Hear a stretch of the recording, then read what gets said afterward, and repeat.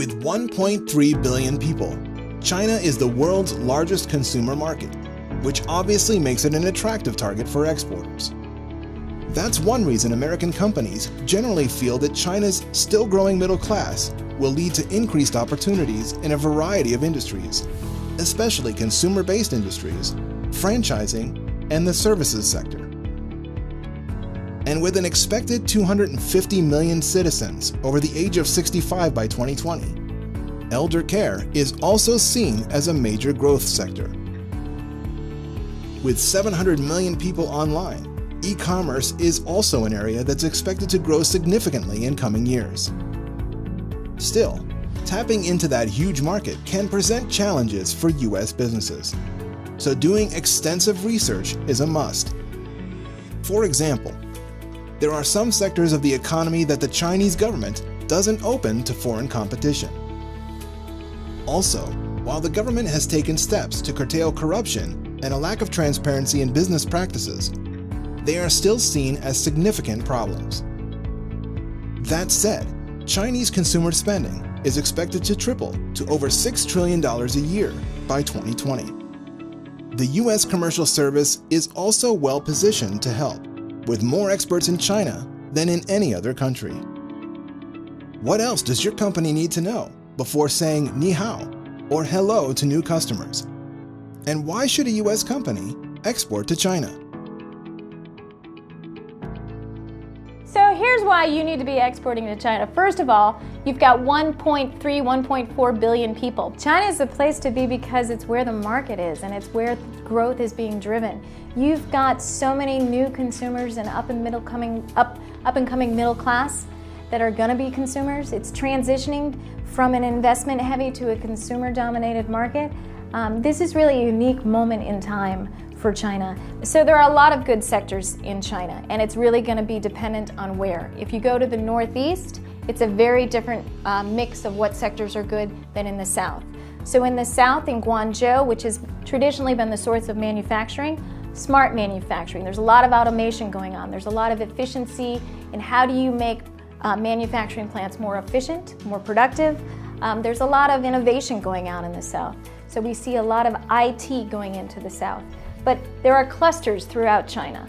Xi'an is a software base. Wuhan is an optics base. When you consider marketing to Beijing or Shanghai or Hong Kong, those cities are very internationalized and the language might not be a barrier. You can use English easily with some of the international traders, but in South China, it's still the companies and entrepreneurs there are still very localized. Most people will use Mandarin or Cantonese as the official language. So when first exporting to China, US SMEs would consider either hiring an interpreter or having a local staff that speaks the language that will help start the communication.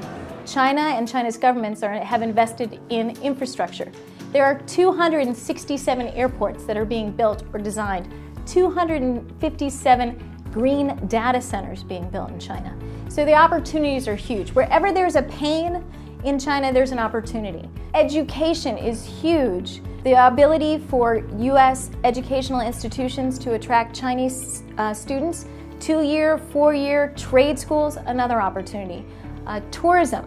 So travel and tourism is a $24 billion a year industry from China to the U.S. There's about 1.84 million Chinese visitors that came to the U.S. in 2014, and in 4 years, that's expected to be about 5 million. So it's a huge opportunity. We also help companies identify e-commerce platforms. We have, for example, an e-commerce bootcamp that we run because there are a lot of different platforms where you're looking at Tmall, Taobao, JD.com. We help companies, and particularly SMEs, who are looking to get into the e-commerce game. How do you position yourself? What do you have to know about social media and how you're going to market yourself on an e-commerce platform? On 9/11, which is China's version of Black Friday after Thanksgiving, it's called Singles Day. Every Singles Day, there are $9.7 million in sales every minute online. There are twice the number of people that are in the United States are online in China any given day. China is very local, and you have to really dig into the weeds to find out what is your price point. How are you positioning your product? Who are your competitors? Are you up against a homegrown national champion or not? There's so many factors that go into can you be successful, that what my job is, my team's job, is to really help you evaluate that. We want to cut your time to market and get you to a yes or no quickly. One case I met, a US company used to come to me to complain that when they write emails to the Chinese companies, they never reply. Actually, I'm not really surprised because the reason they don't reply probably is just because they don't understand your English, because they only speak Chinese. And in China, normally we don't communicate through emails. It can normally done through the fax, or if you have a formal documents to send, or you can just call them. So it's not a Euro way to doing business comparing with the business model in US. In China, it's very difficult to get the real story.